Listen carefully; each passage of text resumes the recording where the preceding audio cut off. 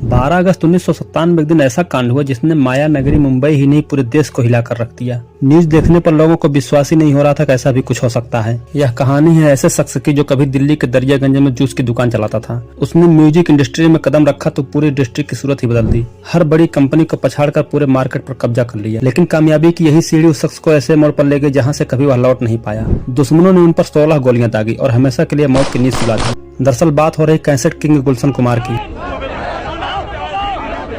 Juice की दुकान से कैसेट किंग तक का सफर करने वाले गुलशन कुमार आखिर अंडरवर्ल्ड के निशान पर क्यों आ गए, आइए जानते हैं इस वीडियो के माध्यम से। सो दोस्तों, वीडियो को पूरा देखिएगा और वीडियो के रीच के लिए एक लाइक जरूर कीजिएगा और चैनल पर नए हो तो सब्सक्राइब करना ना भूलें। 15 अगस्त 1947 देश आजाद होता है। बंटवारे का दर्द सहन करते हुए भारत पाकिस्तान में दंगे शुरू होते हैं। लोग इधर उधर जान बचाने के लिए भागने लगते हैं। इसी बीच पाकिस्तान के वेस्ट पंजाब के झांग प्रोविंस में चल रहे हिंदू विरोधी दंगों की मार एक पंजाबी परिवार भी झेलता है। यह परिवार अपना कारोबार छोड़ दिल्ली आ जाता है। इस परिवार के मुखिया का नाम चंद्रभान दुआ अपना और अपने परिवार का भरण पोषण के लिए दिल्ली के दरियागंज इलाके में सड़क के किनारे चादर बिछाकर फल बेचना शुरू कर देते हैं। गरीबी और मुसीबत की मार झेल रहे चंद्रभान दुआ दिन में जिस चादर को बिछाकर फल बेचते थे, रात में उसी चादर को ओढ़कर सोते भी थे। फिर 5 मई 1956 को दुआ परिवार में एक बच्चे का जन्म होता है। उसका नाम रखा जाता है गुलशन कुमार दुआ।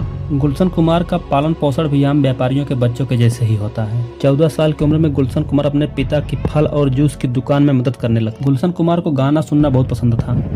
वह अपने पैसे बचा बचा कर कैसेट खरीदते थे। वो अपने इस शौक को व्यापार बदलने की सोचने लगे। गुलशन कुमार के पिता चंद्रभान म्यूजिक कैसेट्स के बिजनेस के लिए मान जाते हैं। इस काम में उनके छोटे भाई कृष्ण कुमार मदद करते हैं। इस तरह 23 साल की उम्र में गुलशन कुमार अपने पिता की मदद से दरियागंज में रिकॉर्ड्स और ऑडियो कैसेट की दुकान खोलते हैं। धीरे धीरे व्यापार बढ़ने लगता है। 1970 के दशक में टेप रिकॉर्ड्स को विदेश से लाना पड़ता था। साथ ही रिकॉर्ड्स बहुत महंगे होते थे। इन दोनों ही कारणों से हिंदुस्तान में गानों का शौक केवल अमीरों तक ही रह पाता था। लोअर और मिडिल क्लास के लोग इस शौक को पूरा करने के बारे में सोच भी नहीं पाते थे। उसी समय सरकार की ओर से इम्पोर्ट और एक्सपोर्ट नियमों में बदलाव होता है। इसके बाद भारत में टेप रिकॉर्डर भी आने लगते हैं और आम आदमी के बीच इनकी डिमांड बढ़ जाती है। अब जब टेप रिकॉर्डर देश में आ गए, उसे चलाने के लिए कैसेट की जरूरत तो होगी ही। गुलशन को यह बात समझ में आ चुकी थी। वह कैसेट्स को हर घर में पहुंचाने की सोचने लगे। उन्होंने ग्राहकों के डिमांड के मुताबिक गानों के कैसेट बेचना शुरू कर दिए। 1980 के दौर में देश में कॉपीराइट कानून में कुछ कमियां थीं। इन कमियों का फायदा उठाते हुए गुलशन कुमार ने फिल्मी गानों और भजनों की पायरेसी शुरू कर दी।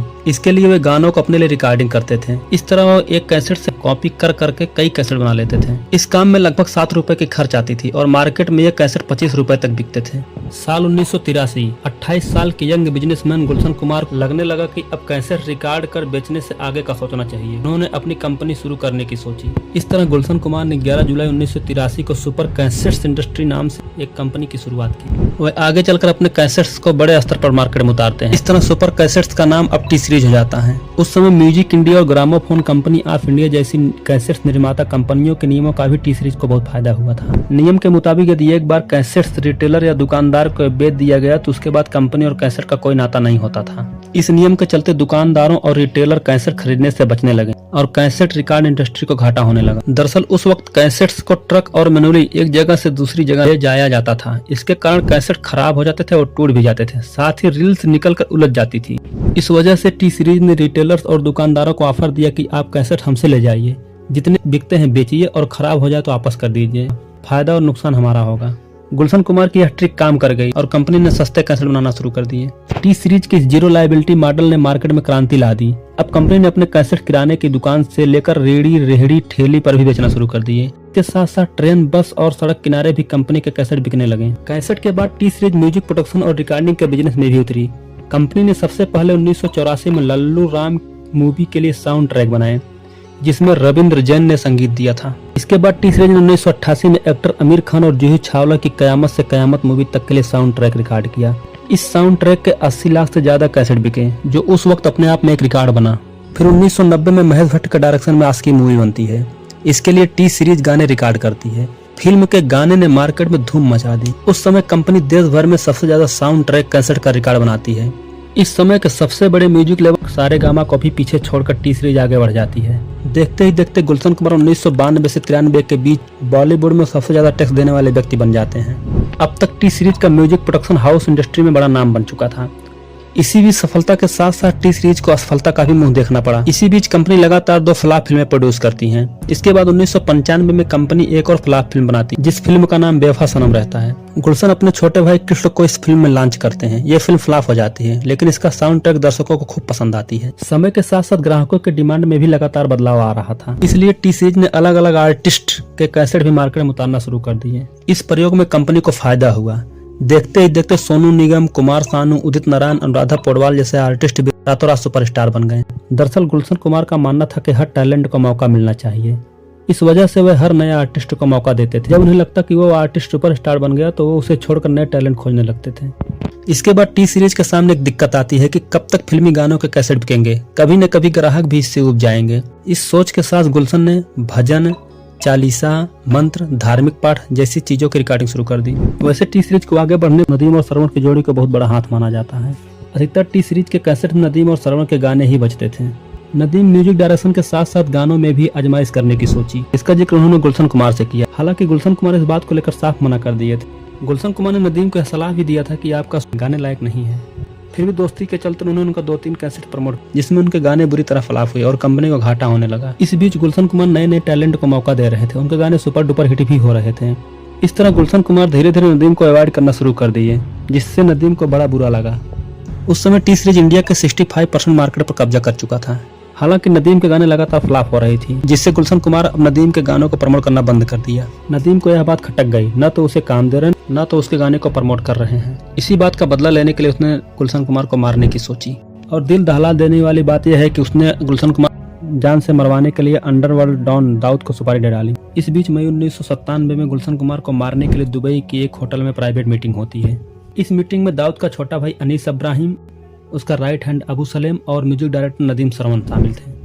और उसी दिन गुलशन कुमार के मौत की तारीख लिखी गई थी। इस मीटिंग में अबू सलेम नदीम श्रवण से 25 लाख टोकन मनी लेकर गुलशन कुमार को मारने की तारीख तय करता है। अब अबू सलेम गुलशन कुमार के हर उस मूवमेंट पर नजर रखता है, क्या करते हैं, कहाँ जाते हैं। इसी बीच 5 अगस्त 1997 को पहली बार वह गुलशन कुमार को फोन करता है। उसके साथ साथ 10 खोखा यानी 10 करोड़ रुपए फिरौती की मांग करता है और साथ साथ यह भी कहता है नदीम के गानों को प्रमोट क्यों नहीं कर रहा है। जनरली ऐसे ब्लैकमेल कॉल को पुलिस को रिपोर्ट करते हैं, लेकिन बड़ी अजीब बात है कि उनके छोटे भाई कृष्ण कुमार के लाख कहने के बाद भी गुलशन कुमार ने इस बात की सूचना पुलिस को नहीं दी। इसके बाद 9 अगस्त 1997 को गुलशन कुमार के पास फिर अबू सलेम का फोन आता है। वही 10 खोखे की मांग करता है। इसके जवाब में गुलशन कुमार कहते हैं कि तुम्हें देने से अच्छा है मैं वैष्णो देवी में जाकर भंडारा करा दूंगा। ये बात अबू सलेम को बहुत खराब लगा। उसे लगा कि अंडरवर्ल्ड से ये डर नहीं रहा। अब उसने ठान लिया कि इसका चैप्टर क्लोज करेंगे तो इसके साथ साथ पूरा बॉलीवुड डर जाएगा अंडरवर्ल्ड से। फिर दिन था मंगलवार 12 अगस्त 1997। फिर गुलशन कुमार व्हाइट ड्रेस पहनकर अपने घर से बाहर निकलते हैं। उनका ड्राइवर रूपलाल कार का गेट खोलता है और वह अपने महरूम कलर की कार में बैठ जाते हैं। फिर वह कार कुछ समय बाद जितेश्वर महादेव मंदिर के पास आकर रुकती है। हमेशा की तरह उनका ड्राइवर मंदिर से 6 फीट दूर धूप छाया अपार्टमेंट के पास पार्क करता है।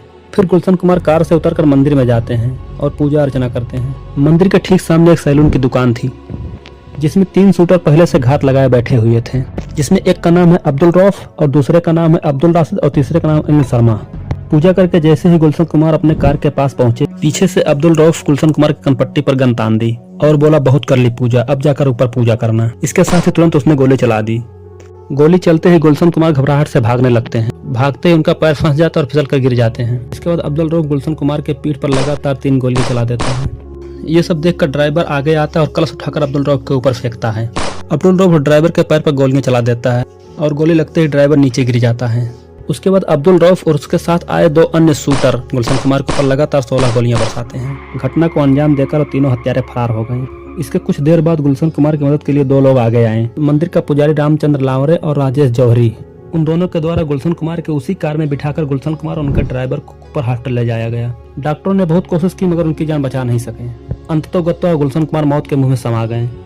फिर अगले ही दिन गुलशन कुमार के डेड बॉडी को दिल्ली ले जाया गया, जहां उनका अंतिम संस्कार किया गया। गुलशन कुमार के मर्डर से बॉलीवुड ही नहीं पूरा बल्कि पूरा देश शॉक में था। सबसे बड़ी बात यह है कि महाराष्ट्र के डीजीपी राकेश मारिया की इस बात की खबर थी कि गुलशन कुमार का मर्डर होने वाला है, फिर भी उन्होंने कुछ एक्शन नहीं लिया और उनके मर्डर को रोक नहीं पाए। तो कहीं न कहीं यह माना जा सकता है इनके मौत में प्रशासन का भी कुछ हाथ था, या अंडरवर्ल्ड से प्रशासन भी डरती थी। गुलशन कुमार की हत्या के बाद टी सीरीज को संभालने के लिए उनके बेटे भूसर कुमार आगे आते हैं। हालांकि भूसर कुमार को बिजनेस में कोई दिलचस्पी नहीं थी, लेकिन उन्हें गाने बहुत पसंद थे। उसके बाद भूसर कंपनी की कमान संभालते हैं और उनके चाचा कृष्ण कुमार बिजनेस में उनकी मदद करते हैं। इस वक्त कंपनी की सालाना आय 500 करोड़ के पार हो जाती है। उसके बाद 2006 में भूसर ने टी सीरीज का यूट्यूब चैनल शुरू किया। इसके बाद 2010 में अपना पहला वीडियो अपलोड करते हैं। 10 सालों के अंदर टी सीरीज का यूट्यूब चैनल दुनिया का सबसे बड़ा चैनल बन जाता है। टी सीरीज का सबसे बड़ा म्यूजिक लेबल बनने के साथ साथ यूट्यूब सबसे बड़ा चैनल चलाता है। इस टैग को कायम रखने के लिए टी सीरीज किसी भी गाने को यूट्यूब पर लॉन्च करने से पहले और बाद 4 काम करता है। नंबर 1, हम टेस्टिंग। किसी भी गाने को लॉन्च करने से पहले उसकी हम टेस्टिंग की जाती है। उसमें देखा जाता है क्या गाने को गुनगुनाया जा सकता है। Number 2, melody. हम टेस्टिंग के बाद ये चेक किया जाता है कि क्या गाना लोगों को पसंद आएगा और उसकी मेलोडी यानी कि धुन लोगों को याद रहेगी। Number 3, trend tracing. किसी गाने को लॉन्च करने से पहले टी सीरीज 3 महीने के ट्रेंड का एनालिसिस करता है। जो ट्रेंड उस वक्त चल रहा होता है उसी के जैसा गाना लॉन्च किया जाता है। Number 4, feedback. गाने के लॉन्च होने के बाद कंपनी लोगों से फीडबैक लेती है, साथ ही फीडबैक के मुताबिक अगले प्रोडक्ट को इम्प्रूव करती है। सो दोस्तों, ऐसा रहा टी सीरीज की जर्नी। आपको यह वीडियो कैसे लगी कमेंट करके जरूर बताएं और वीडियो को लाइक और चैनल को सब्सक्राइब करना ना भूलें।